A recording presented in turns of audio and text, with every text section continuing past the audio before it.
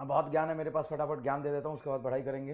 देख भाई, 100 बातों का एक बात, सिलेबस जो भी चेंज हुआ है और कोई चैप्टर आप पढ़ चुके हो वो रिवर्ट तो हो नहीं सकता।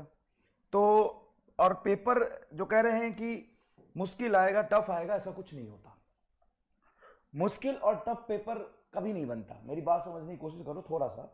तुम अगर देखोगे कि कंपेयर करोगे दरअसल 2022 का पेपर और 23 का पेपर और 16-17 जब पेपर टफ आता था उसका पेपर कंपेयर करोगे, तो हमेशा तुम्हें 60-65% क्वेश्चन, अगर मैं अभी 45 नहीं टोटल 50 क्वेश्चन पूछे जाते हैं जिसमें से 5 ऑप्शन भी होता है आपके पास, तो उसमें से 25 क्वेश्चन आपका एक लाइन कैलकुलेशन का होगा। 1 लाइन कैलकुलेशन, सिंगल फॉर्मूला 110% इसका होगा, ठीक है। हाँ या ना, चाहे किसी भी साल का पेपर हो, वो 2016 का पेपर हो, 18 का पेपर हो, 14 का पेपर हो, 22 का पेपर हो, 23 का पेपर हो, क्या ये तो रहने वाला है? इसको कोई बदल सकता है तो बता दे। हाय कोई एनटीए और ये क्या हुआ भाई, एनटीए या फिर एमएनसी या सीएनसी या टीएनसी जो इसको बदल दे? 25 क्वेश्चन एक सिंगल, क्योंकि कर ही नहीं सकते ना भाई, टाइम लिमिट है।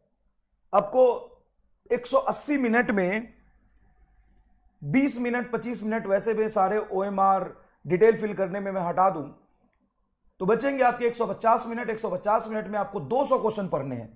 150 मिनट में आपको 200 क्वेश्चन पढ़ने हैं और 200 क्वेश्चन में से आपको 180 सवाल करने हैं। भाई अगर आप ऑप्शन दे रहे हो तो ऑप्शन का नुकसान भी तो है। क्या नुकसान है साहब ऑप्शन का? ऑप्शन का यह नुकसान है कि हमें करने 45 है लेकिन क्वेश्चन तो पढ़ना पड़ेगा ना। क्वेश्चन पढ़ने में 30-40 सेकंड लग जाता है, क्वेश्चन पढ़ने में 30-40 सेकंड लग जाता है। तो भाई 150 मिनट में 200 क्वेश्चन पढ़ने हैं, उसमें से 180 सवाल करने हैं। इफेक्टिवली अगर मैं बोलूं तो 40 सेकंड का भी सिर्फ समय मिलेगा आपको। 40 सेकंड का इफेक्टिव समय। 40 सेकंड में जान लोगे क्या बच्चे का? कौन कह रहा मुश्किल पेपर आएगा? डैश मुश्किल आएगा। मुश्किल अगर आ गया ना तो कटअप जो है ना तुम्हारा नीचे आ जाएगा। पहली बात तो ये, ठीक है, पहली बात तो ये।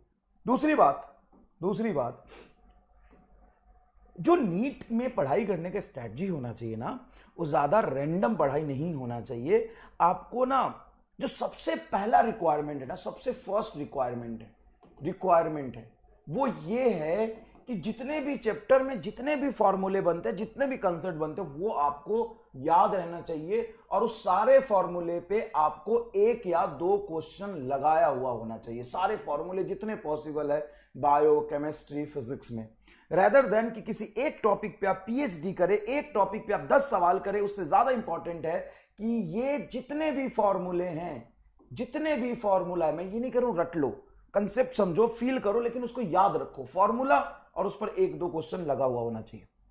अरे आपका किया हुआ है तो पहला रिक्वायरमेंट बेटा यही है, पहला रिक्वायरमेंट यही है। तो एक लाइन कैलकुलेशन के आपके 25 सवाल आएंगे, वो कर लो बस।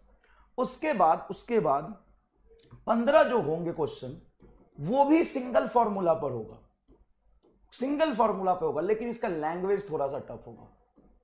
लैंग्वेज थोड़ा घुमा देगा, यूनिट में बदल देगा, लैंग्वेज में बाई और टू का स्पेलिंग डिफरेंस कर देगा। इस तरीके से कुछ डिफरेंस करके, इस तरीके से कुछ अलग अलग तिक्रम भिड़ा के क्वेश्चन को मुश्किल करने की कोशिश करेगा, लैंग्वेज से मुश्किल करने की कोशिश करेगा। कैलकुलेशन थोड़ा सा यूनिट में सेंटीमीटर मीटर लगा देगा, और कुछ नहीं करेगा। 15 क्वेश्चन ये, बाकी के 5 क्वेश्चन से ही पेपर इजी और टफ डिफाइन होता है। ये तो अलग है, ये तो स्कैम हुआ हमारे साथ। हाँ, अब एक बेवकूफ इंसान कहां घूम रहा है, ये स्कैम है तेरे साथ। पेपर टफ आ जाएगा, पेपर मुश्किल आ जाएगा, पेपर ये हो जाएगा। भाई इसको कोई बदल के दिखा दे तो मैं मान जाऊं, इसको कोई बदल के दिखा दे तो मान जाऊं। तो 25 और 15 40, बचा कितना? सिर्फ 10 क्वेश्चन और बचा, जिसमें से हमारे पास ऑप्शन भी होगा लास्ट में। हाँ अब सुन, उस 5 या 10 क्वेश्चन को तू इंक्लूड कर ले, उसको मैं बहुत टफ कर दूंगा, language, question wise, calculation wise, multi formula लगा दूंगा, पेपर टफ। और उसको मैं आसान कर दूंगा तो पेपर इजी। आज तक 50 साल के पेपर निकाल के देख ले, क्या होता है बता? इसको स्कैम ही तो कहते हैं भाई। तू कह रहा पेपर टफ और paper easy, what is the definition of paper tough and paper easy? Paper tough means what and paper easy means what? Paper easy means this easy, this moderate, and 5 question also जो asked that is average or below average or easy. What is paper tough? Paper tough means this is easy, this is moderate, and remaining 5 question is tough. Oh my god. True toughness and true easiness. This is the difference between toughness and easiness. Easiness means easy, moderate, and remaining 5 is, remaining 5 or 10 is below average or easy. Then paper is easy. Tough means this is easy, this is medium, or remaining 5 is tough. This is tough. अब साला 5 question के लिए हम मरे पड़े हैं। अरे पढ़ ले मेरे भाई। No no no no no no, paper tough आ जाएगा तो हम कैसे करेंगे? No no no no no, this is wrong. If paper can ask tough, then what should be D? No, no, no, no, no, no.